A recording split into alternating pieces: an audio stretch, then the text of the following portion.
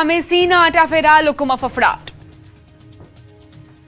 જામનગરના હડમતિયા ગામે સિંહ દેખાતા વાડી વિસ્તારોમાં ભયનો માહોલ સર્જાયો છે। વાડી વિસ્તારમાં સાવજ આવી ચડતા ખેડૂતો સહિત સ્થાનિકોમાં ફફડાટ ફેલાયો છે। મળતી માહિતી પ્રમાણે હડમતિયા ગામના વાડી વિસ્તારમાં બાવળની જ્વાળી જાખરમાંથી સિંહ પસાર થતો જોવા મળ્યો હતો। સિંહ દેખાતા આસપાસના વિસ્તારમાં લોકોમાં ભયનો માહોલ જોવા મળ્યો। ખાસ કરીને વાડી વિસ્તારમાં કામ કરતા ખેડૂતોમાં સાવજને લઈને ચિંતા વધી છે। સિંહની હાજરીની જાણ થતાં જ વન વિભાગની ટીમ પણ તાત્કાલિક સ્થળ પર પહોંચી છે। વન વિભાગ દ્વારા સિંહને શોધવા અને તેને પકડવા માટે કવાયત શરૂ કરવામાં આવી। સિંહ ક્યાંથી આવ્યો અને હાલ તે કયા વિસ્તારમાં છે તે અંગે પણ તપાસ કરવામાં આવી રહી છે। હાલ વન વિભાગની ટીમ દ્વારા સિંહની ગતિવિધિઓ પર નજર રાખવામાં આવી રહી છે। બીજી તરફ વાડી વિસ્તારમાં જતા ખેડૂતો અને સ્થાનિકોને પણ સાવચેત રહેવા અપીલ કરવામાં આવી। સુરતમાંથી ઝડપાઈ હાઈ પ્રોફાઇલ દારૂ પાર્ટી, 8 યુવતી સહિત 22 નબીરા ઝડપાયા। સુરતમાંથી ફરી એકવાર હાઈ પ્રોફાઇલ દારૂ પાર્ટી ઝડપાઈ। પોલીસે દારૂ પાર્ટી કરનારા 21 થી 27 વર્ષના કુલ 22 નબીરાઓને ઝડપી લીધા, જેમાં 8 યુવતીઓ પણ સામેલ છે। ડુમસમાં બાપુજીની વાડી સ્થિત જશ્ન વિલામાં યુવક યુવતીઓ જશ્ન મનાવી રહ્યા હતા, ત્યારે જ પોલીસે રંગમાં ભંગ પાડ્યો અને તમામને મોઢા છુપાવવાનો વારો આવ્યો। પાર્ટીમાં યુવક યુવતીઓ મોંઘીદાટ લક્ઝરી ગાડીઓ લઈને પહોંચ્યા હતા અને વિદેશી દારૂની બોટલો સાથે પાર્ટીનો માહોલ જામ્યો હતો, ત્યારે જ પોલીસે રંગમાં ભંગ પાડ્યો। પોલીસની આ કાર્યવાહીમાં દારૂ, બિયર, લક્ઝરીઝ કાર અને 6 લાખ રૂપિયાની કિંમતના 24 મોબાઈલ સહિત કુલ 1 કરોડથી વધુનો મુદ્દામાલ જપ્ત કર્યો છે। પ્રાથમિક તપાસમાં સામે આવ્યું કે આ સામાન્ય પાર્ટી જેવી દારૂ પાર્ટી ન હતી। પાર્ટીમાં વિદેશી કલ્ચર સાથે દારૂ પીવા અને પીવડાવવાનો નવો જ ટ્રેન્ડ સામે આવ્યો છે।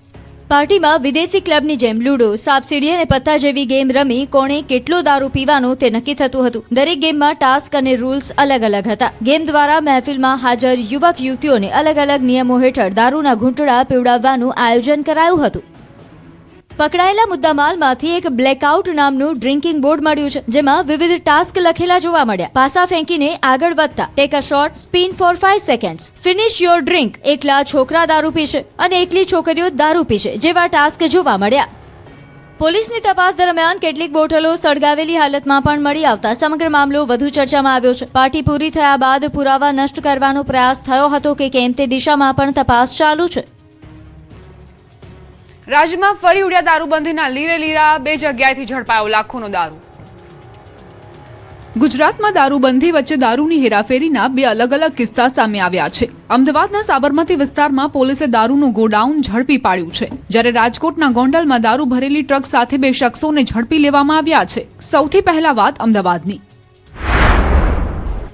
સાબરમતી વિસ્તારમાં પોલીસે એક ગોડાઉન પર દરોડો પાડ્યો હતો। પોલીસની કાર્યવાહીમાં ગોડાઉનમાંથી વિદેશી દારૂની 377 પેટી જપ્ત કરવામાં આવી છે। મહત્વની વાત એ છે કે આ ગોડાઉન માત્ર 2 દિવસ પહેલા જ ભાડે રાખવામાં આવ્યું હતું અને માત્ર 2 દિવસના સમયગાળામાં જ તેમાં મોટી માત્રામાં દારૂનો જથ્થો સંગ્રહ કરવામાં આવ્યો હતો। પોલીસે દારૂનો જથ્થો કબજે કરી સમગ્ર મામલે વધુ તપાસ હાથ ધરી છે। હવે વાત રાજકોટની। ગોંડલના ભરૂડી ટોલ પ્લાઝા પાસેથી પોલીસે દારૂ ભરેલી ટ્રક ઝડપી પાડી છે। ટ્રકમાંથી વિદેશી દારૂની 1548 બોટલો મળી આવી છે। પોલીસે કુલ 19.98 લાખ રૂપિયાનો મુદ્દામાલ કબજે કર્યો છે। દારૂની હેરાફેરી માટે ટ્રકમાં ખાસ ચોરખાનું બનાવવામાં આવ્યું હતું। પોલીસે 1 વર્ષથી ફરાર આરોપી અને તેના સાગરીતને ઝડપી પાડ્યા છે। આ કેસમાં મધ્યપ્રદેશથી દારૂ મોકલનાર અને કેશોદના પ્રાસલીથી દારૂ મંગાવનાર શખ્સને વોન્ટેડ જાહેર કરાયા છે। અમદાવાદમાં ટીઆરબી જવાનની દાદાગીરી, પીએસઆઈને આપી ધમકી। અમદાવાદમાં ટીઆરબી જવાનની દાદાગીરીનો મામલો સામે આવ્યો છે। ફરજમાં વારંવાર ગેરહાજર રહેતા ટીઆરબી જવાન વિરુદ્ધ રિપોર્ટ કરનાર પીએસઆઈને જ ગંભીર ધમકી આપવામાં આવ્યા હોવાનો આક્ષેપ છે। વાસણા પોલીસ સ્ટેશનમાં નોંધાયેલી ફરિયાદ મુજબ ટીઆરબી જવાન જાવેદ ખાન હુસેન ખાન વારંવાર ફરજમાં ગેરહાજર રહેતા હતા, જેને લઈને પીએસઆઈ ભરત પંડ્યાએ રિપોર્ટ કર્યો હતો। આ રિપોર્ટથી ઉશ્કેરાયેલા ટીઆરબી જવાને પીએસઆઈ સાથે ગાળાગાળી કરી ગંભીર ધમકી આપ્યા હોવાનો ફરિયાદમાં ઉલ્લેખ છે। ફરિયાદ પ્રમાણે ટીઆરબી જવાને પીએસઆઈને ધમકી આપી કે મારા વિરુદ્ધ કાર્યવાહી કરીશ તો આંતરડા બહાર કાઢી નાખીશ। એટલું જ નહીં, નોકરીને લઈને પણ ધમકી આપી હતી અને પોતાનો વિસ્તાર હોવાનું કહીને પીએસઆઈને ખુરશી પર બેસવા નહીં દેવાની ધમકી આપ્યા હોવાનો આક્ષેપ છે। સમગ્ર મામલે પીએસઆઈ ભરત પંડ્યાએ ટીઆરબી જવાન વિરુદ્ધ વાસણા પોલીસ સ્ટેશનમાં ફરિયાદ નોંધાવી છે। ફરિયાદના આધારે પોલીસે તપાસ હાથ ધરી છે। મોરબીના ટંકારા બાદ હવે હળવદમાં ટાંકી કાંડ, દુર્ઘટના ટળી। મોરબીમાં જર્જરિત ટાંકી તોડી પાડતી વખતે 2 વખત દુર્ઘટના સર્જાઈ। તાજેતરમાં ટંકારામાં ટાંકી તોડી પાડતી વખતે દુર્ઘટના સર્જાઈ હતી અને હવે હળવદમાં પણ કંઈક આવી જ ઘટના સામે આવી। હળવદના ખેતડી ગામે 5 સેકન્ડમાં જ ટાંકી ધડામ થઈ, જો કે આ દરમિયાન મોટી દુર્ઘટના સર્જાતા સહેજ રહી ગઈ।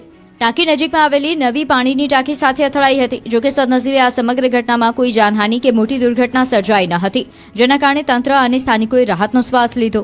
મહત્વનું છે કે ખેતરડી ગામમાં જૂની અને જર્જરિત પાણીની ટાંકીના સ્થાને લોકોના ઉપયોગ માટે નવી પાણીની ટાંકી બનાવવામાં આવી છે. જૂની ટાંકી જર્જરિત હોવાથી તેને તોડી પાડવાની કામગીરી હાથ ધરવામાં આવી હતી. ટાંકી ધરાશાયી થવાનો વિડીયો પણ સામે આવ્યો છે, જેમાં ગણતરીની સેકન્ડમાં જ વિશાળ ટાંકી ધરાશાયી થતા જોવા મળે છે.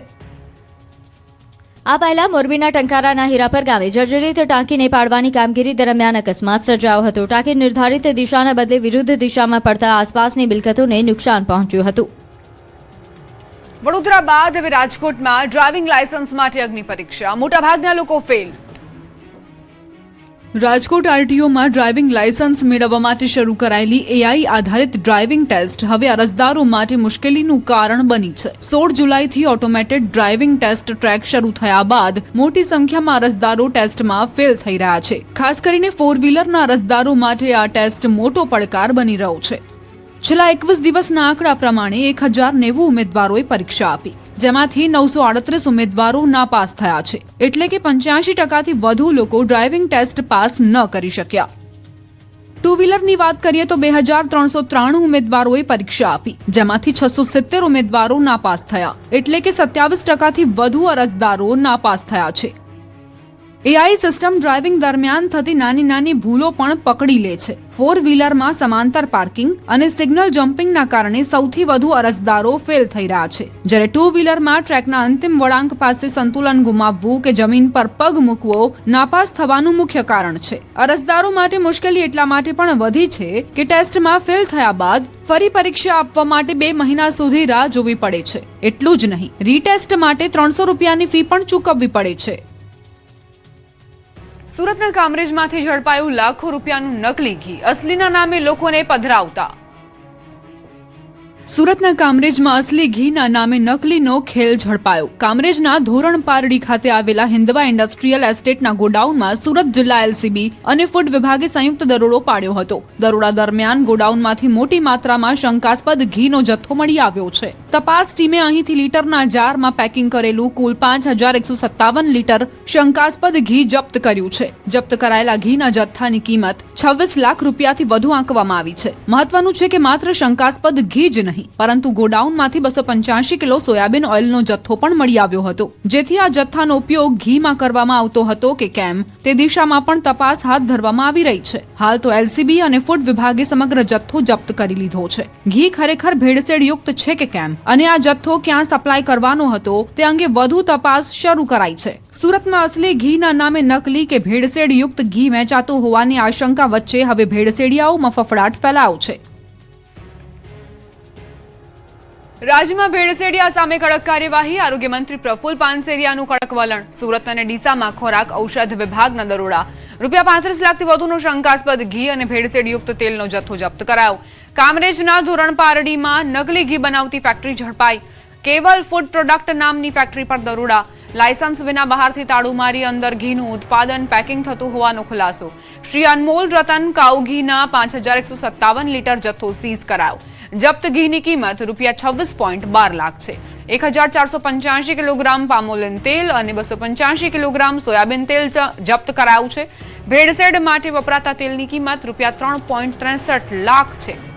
તમામ જથ્થાના સેમ્પલ લઈ લેબોરેટરીમાં મોકલાયા. ડીસામાં 2 પેઢીઓ પર દરોડા પાડવામાં આવ્યા. 987 લીટર શંકાસ્પદ ઘી જપ્ત કરાયું, જેની અંદાજિત કિંમત ₹6.22 લાખ છે.